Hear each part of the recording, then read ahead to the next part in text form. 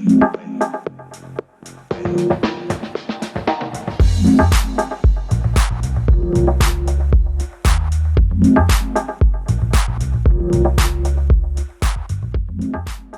é que você lida com esse termo propósito?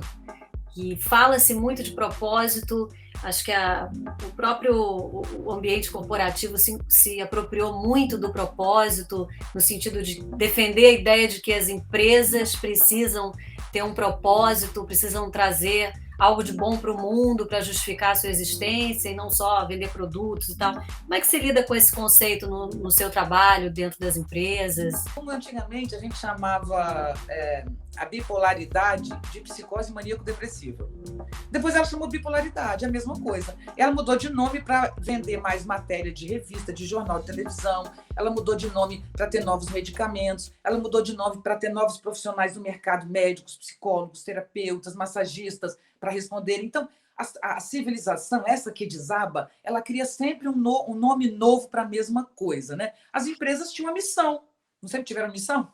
E agora virou propósito, é só mudar o nome, não muda nada. As empresas precisam de fato, porque nós estamos com alguma coisa que rói o nosso calcanhar, entende? Que nos persegue.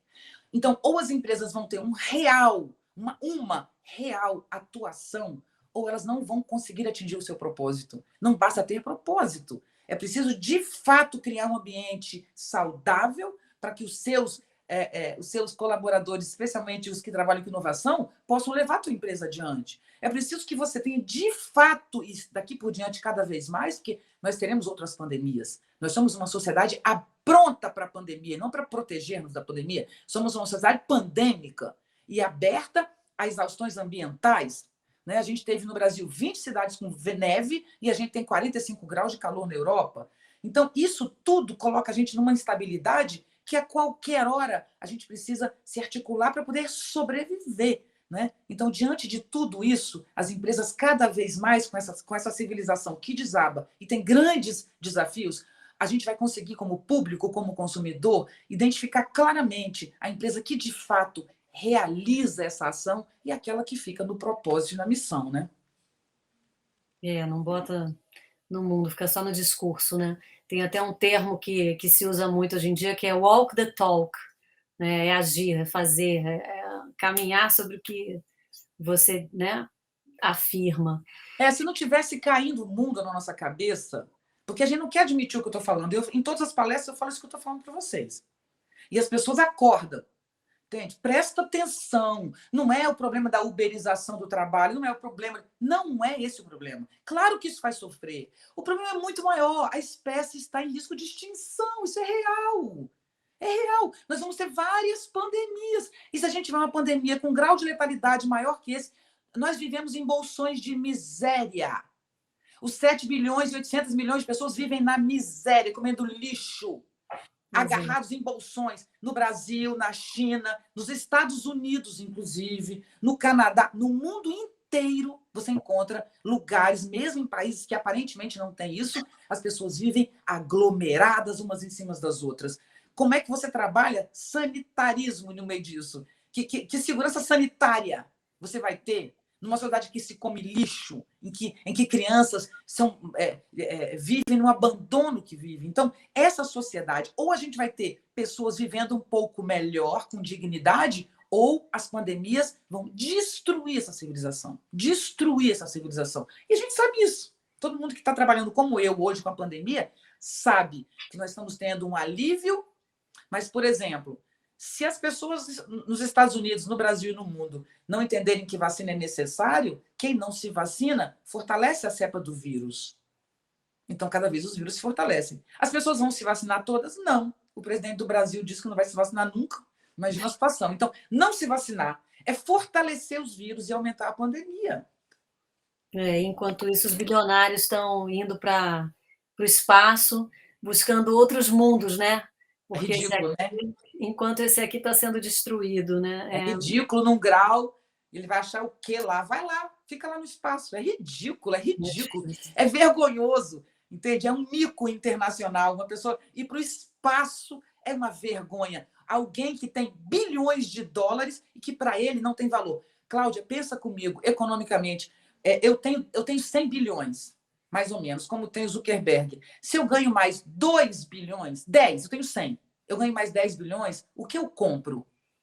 O que eu faço com esse dinheiro? Nada. Então, esse dinheiro aqui não é mais dinheiro. Quando o dinheiro chega nos 100 mais ricos do mundo, ele não é mais dinheiro.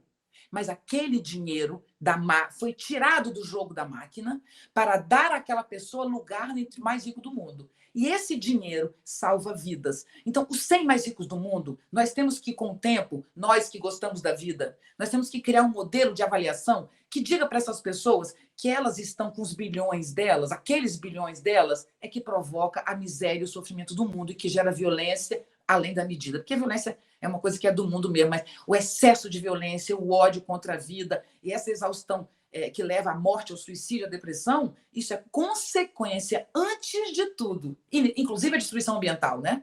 A exaustão humana e a exaustão ambiental, elas são consequências de uma exaustão econômica, vergonhosa. E isso tenho certeza que nos próximos anos vai ser colocado em questão. E o que Nietzsche pode ensinar para a gente sobre viver na pandemia?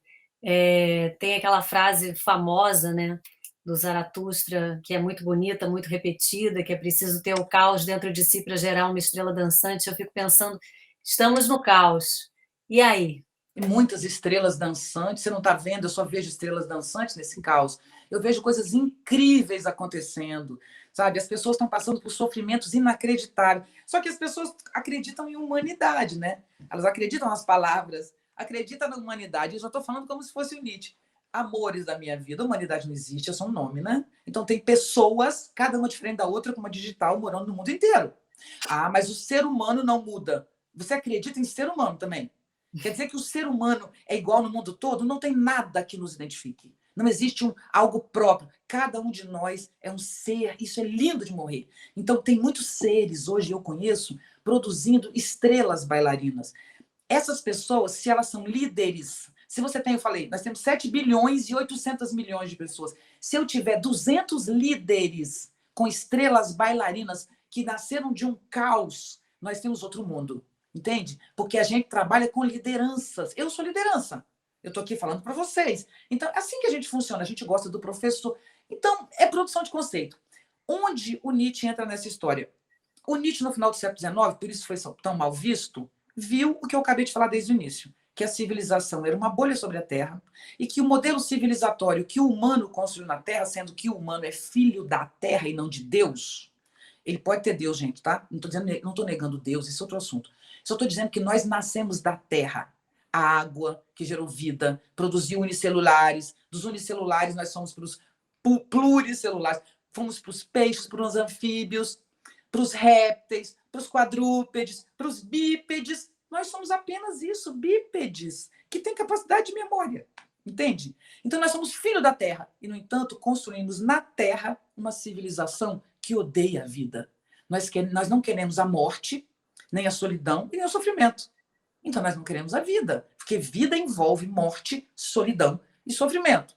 Então, diz o Nietzsche, essa civilização que nasceu com um modelo lógico-racional de excluir a diferença, porque lógico-racional é uma invenção do nosso raciocínio, o modo como a gente raciocina é uma invenção grega, e fortalecida pelo pensamento cartesiano, esse modelo de pensar linear, que põe de um lado bonito e outro feio, que é chamado de lógica racional, diz o Nietzsche, vai chegar uma hora que a vida vai pegar esse modelo lógico-racional e vai jogar ele no lixo. E toda a sociedade que se estruturou em cima dessa lógica desabará.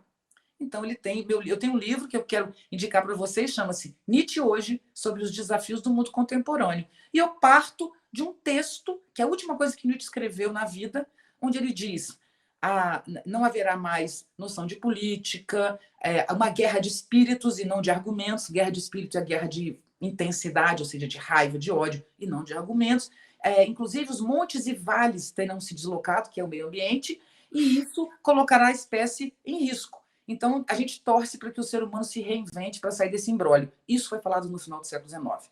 E eu, desde a década de 90, do início da década de 90, onde eu comecei meu mestrado, eu falo esse tema. Então, o que Nietzsche nos ensina? Ou a civilização aprende a sofrer, a se restringir e entender que o abismo e o impedimento é algo que tem que te obrigar a ser maior do que você é, que o humano vive exatamente como as galáxias em expansão, o universo está em expansão e a vida orgânica também. Então, vida é necessariamente eterna superação de si. Quem está se superando está bem.